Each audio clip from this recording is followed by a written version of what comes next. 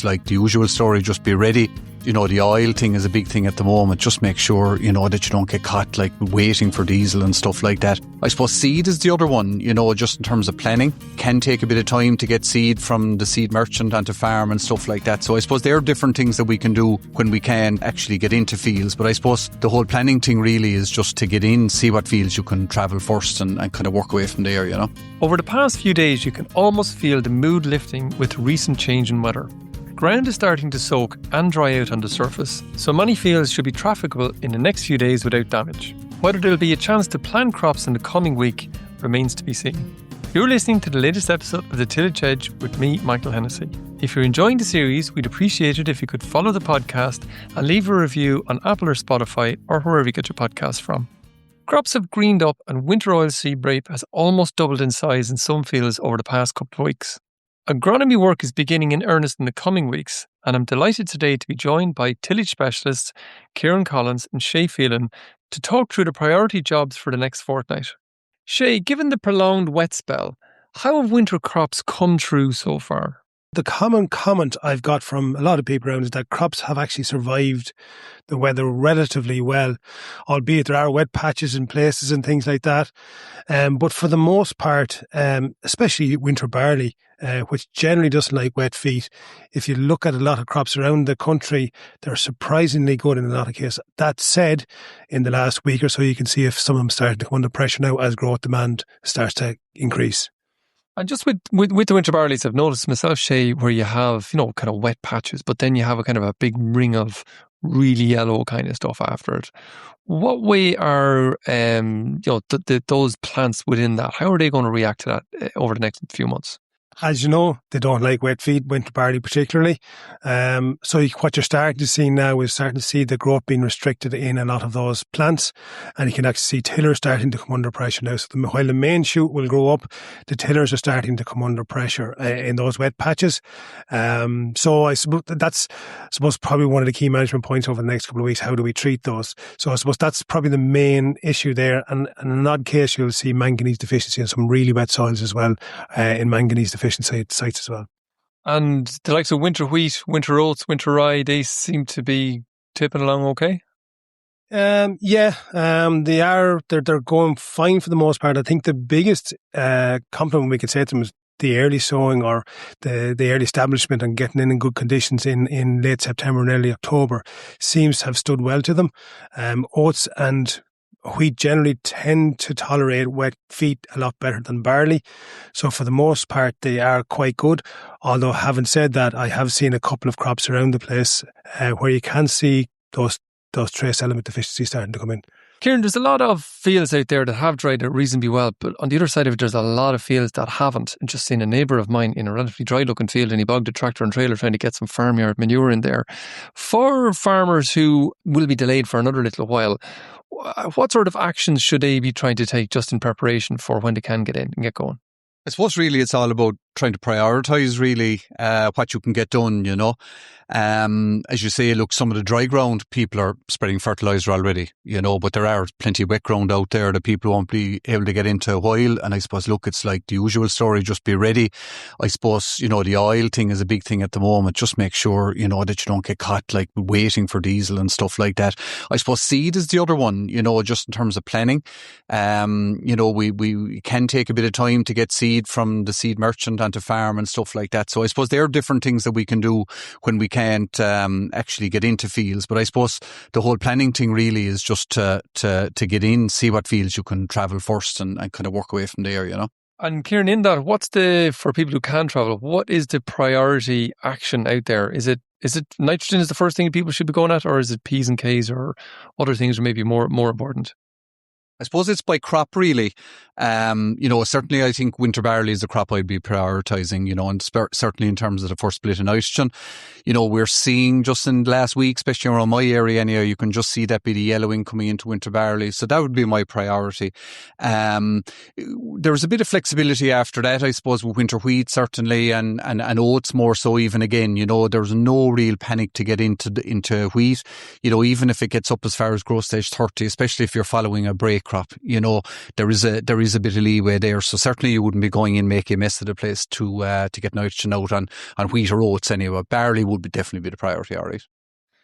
Okay, and last year was a pretty good year in terms of yield, relatively big yields. And in that type scenario, those crops are going to take off a lot of P's and K's. How should people react to that this year? I know fertilizer prices are high, but it don't look like they're going down either.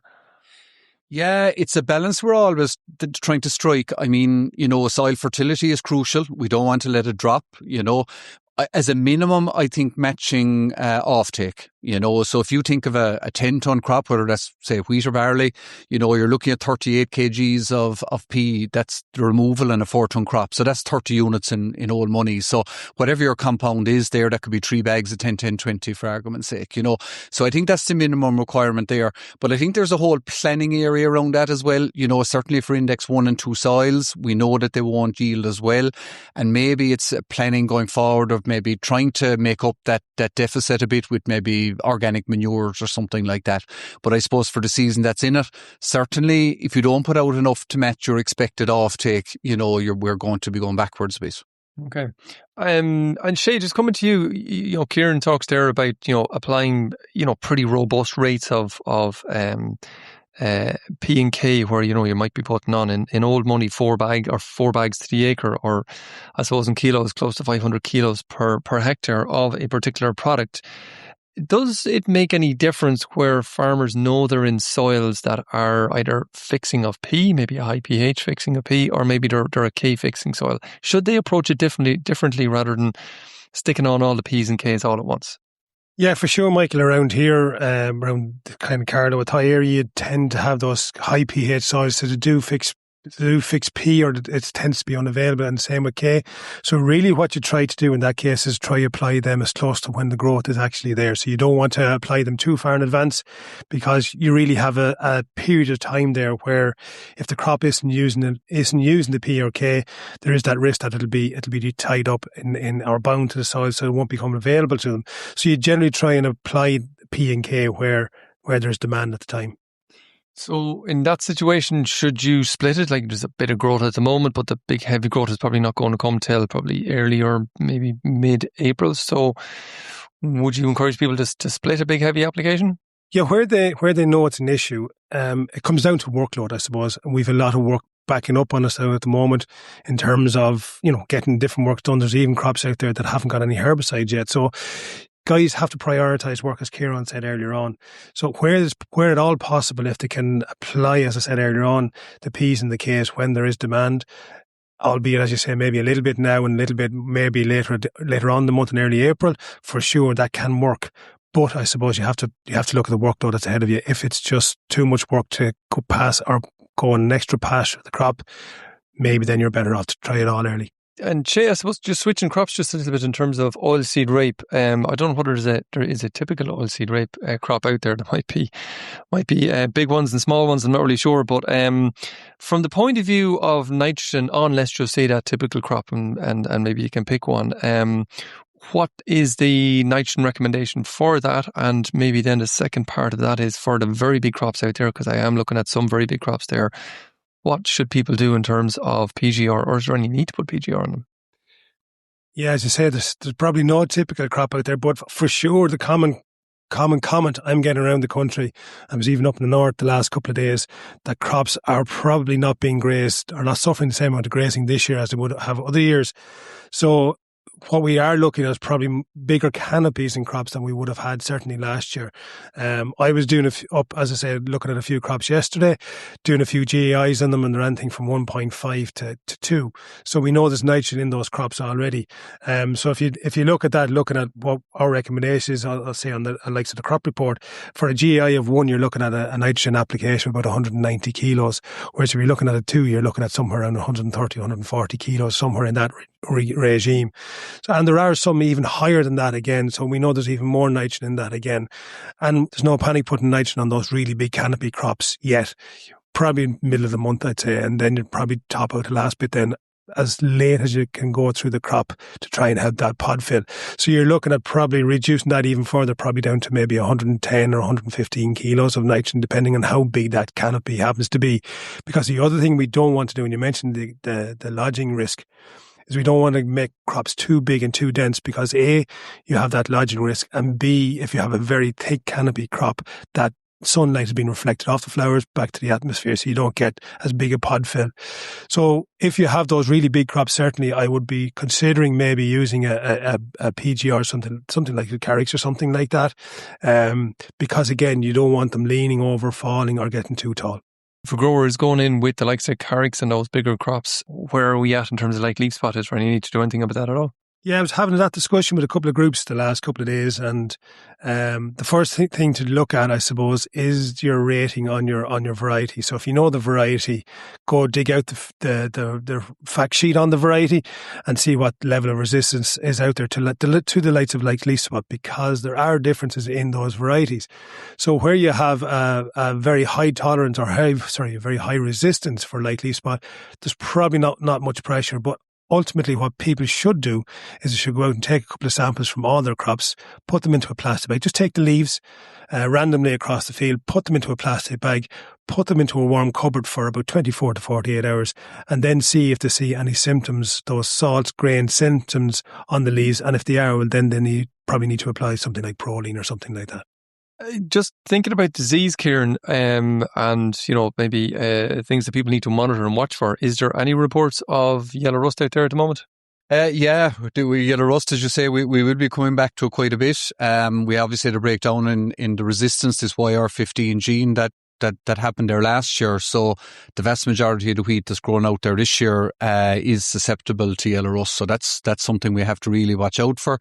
I was just looking at stuff in the Farmers Weekly there, and there seems to be reports in the UK already of yellow rust. I haven't heard of anything locally. Maybe there are bits about, but certainly not in my area. I did have a look at the department plots that are near me there last evening, and there was no evidence there so far anyway. But I suppose the key is, and we've learned this from the UK and we've learned it from last year, is we need to get in and just monitor, So I think it's a case of just getting back into crops and walking them regularly, really. In terms of the big risk factors, a lot of rain up till now probably didn't help yellow rust in terms of it didn't help its spread, I suppose. But if the weather changes a little bit, what's the type of weather that is likely to favour the spread of yellow rust? Yeah, well, I suppose the key one really is as temperatures pick up and growth starts, that'll happen together. But that would be kind of given there's plenty of moisture there, we've had that, there's dampness in it. So it's that when temperatures pick up really is when we're likely to see it if it's there. And as I said, look, we have a lot of susceptible varieties out there. So every farmer growing wheat really, I think you should be getting in there very regularly just to monitor it, And speaking about monitoring, I suppose there's a lot of farmers out there with spring crops who are probably getting itchy, I suppose, at the moment.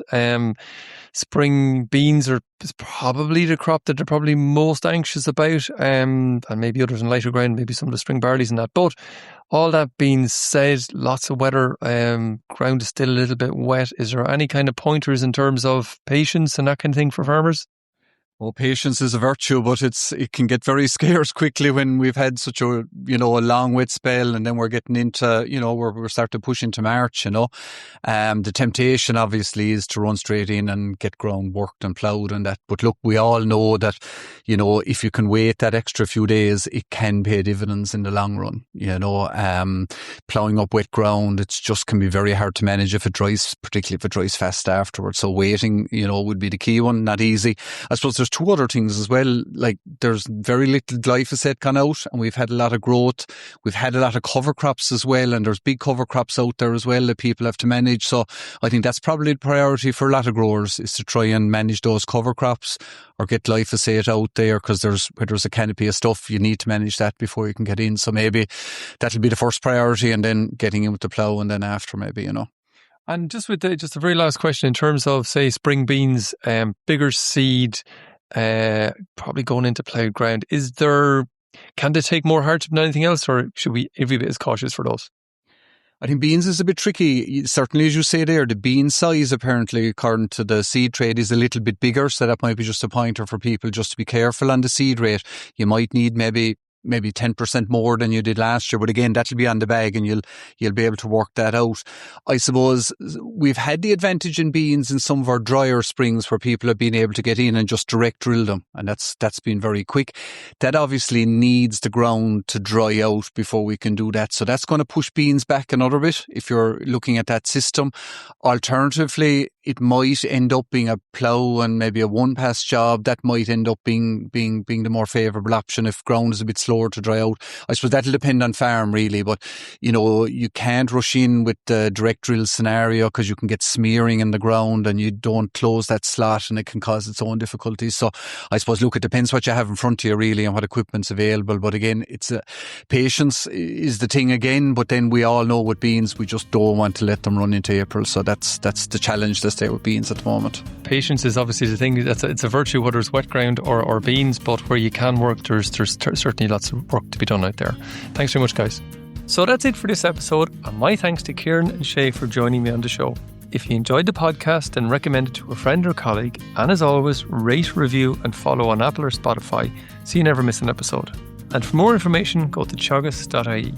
I'm Michael Hennessy, thanks for listening, and I'll be back next week with more tillage news and advice.